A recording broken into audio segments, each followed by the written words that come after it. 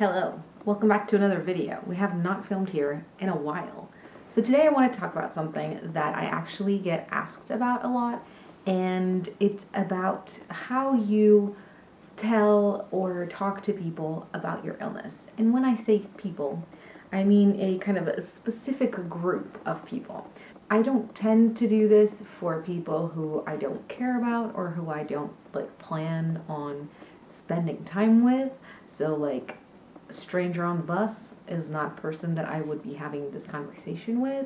This is for people like acquaintances or new friends and family members who are getting to know you and maybe are getting to know your condition, and you want to talk to them about it, but you don't want to be like mega depressing or like mega scientific, and you just kind of want an easy, relatable way to explain to them what your symptoms are. Over the time that I've had this condition, I have come to realize what works and what doesn't, and it kind of really depends on the person and on the situation. For people who are like friends of my parents that I'm not really going to interact with very much, but I have my walking stick and, they ask me because my parents have told them that I have a condition or whatever.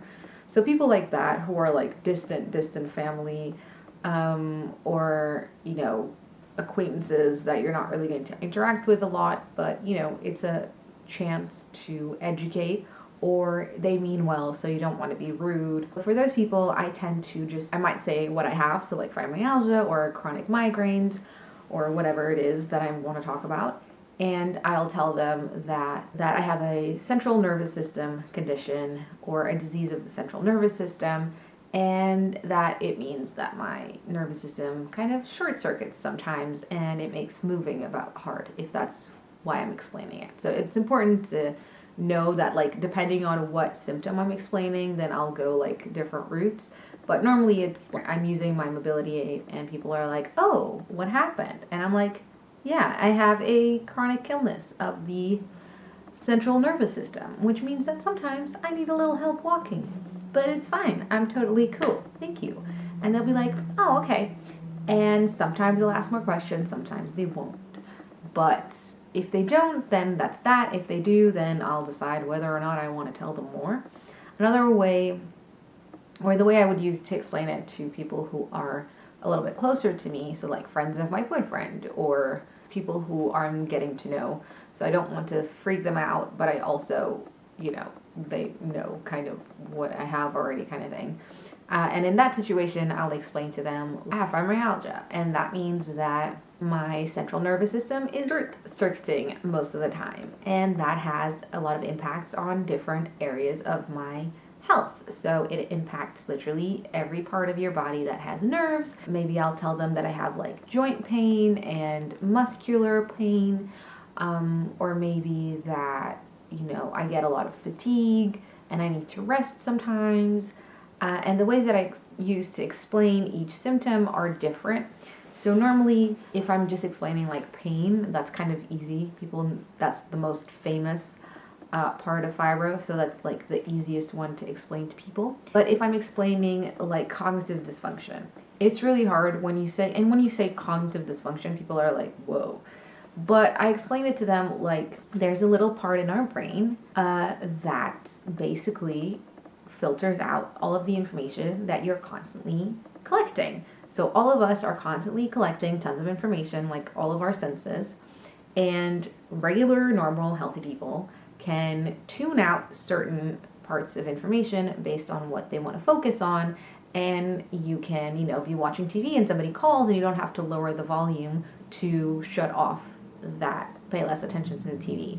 But people with fibromyalgia can't do that. So I'll explain that the filter doesn't really work properly, which means that we are constantly being bombarded with information, and that can be really tiring. And that's why I have a hard time sometimes understanding things, or dealing with noises or sound, or sounds and noises are the same thing, or with smells, or with a lot of lights and a lot of information, chaotic environments. And I'll explain to them that because I'm constantly being bombarded with information, it makes it really exhausting for me to filter through it. So it gets really hard to focus after a while and I'll need to rest, whereas other people wouldn't have to. And that kind of explains it in a simple way that is realistic and still, I think, is fair to what you're experiencing and isn't diminishing your experiences too much.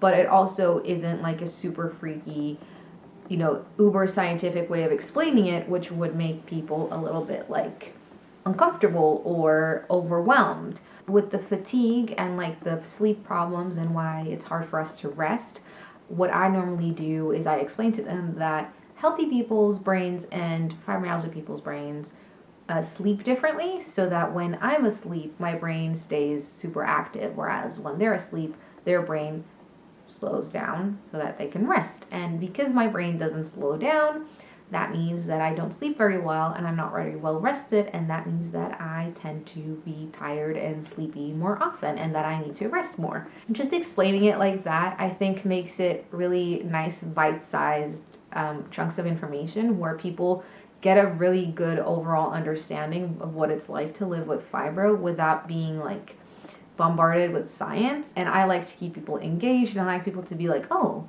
tell me more, because that gives me more chances to educate them. And the next person that they meet when who have fibro, they can be like, oh, I've heard about this. And I think that will be more productive for everyone. Plus, I don't need them to know all the names and all the like science behind everything. I need them to understand that I get tired, and maybe if they don't understand why, then it's easier for them to kind of respect that and give me those and help me, with those limitations. So for like chronic migraines, the way that I like to explain it is I'll explain to them that I have a constant headache, and so that my head hurts every single day, every single minute of every day. So I always have a headache.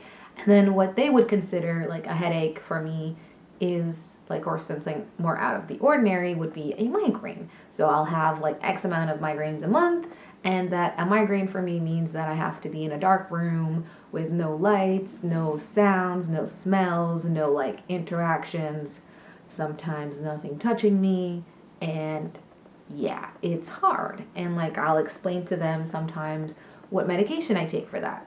Because sometimes people know because they've heard of that medication because they used it for surgery, or they used it, like their parent used it for a surgery, or for like getting their teeth pulled out or whatever. And kind of, because we're obviously on stronger pain meds, explaining that to people sometimes also helps them understand like the seriousness and how intense it is. So I feel like it's just coming up with creative ways of explaining things in a way that makes people inquisitive and makes people still interested in hearing more about the condition. So not painting a horrible picture, but still being very like realistic about what it is. Another one that I use a lot is to explain IBS, and I basically just say that I have a very moody gut, and that basically has a mind of its own. So sometimes it'll work, sometimes it won't, and there's no real rhyme or reason to it. I find that I don't give a lot of information to people that I'm not going to be like seeing on a regular basis, or like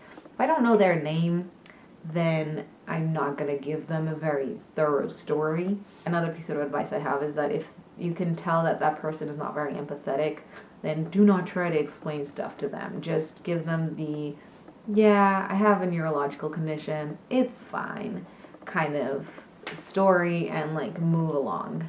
Because it's not really worth your energy and your time to explain stuff to people who don't want to know, and who don't care about you, and who don't like want to know more. For people who do want to, and who want to understand how they can help you better, or how can they be better friends, then yeah, I think that's a really good way to explain. I think it's obviously easier if your friend also has a chronic condition because they get it, but for people who don't, it's really hard to understand.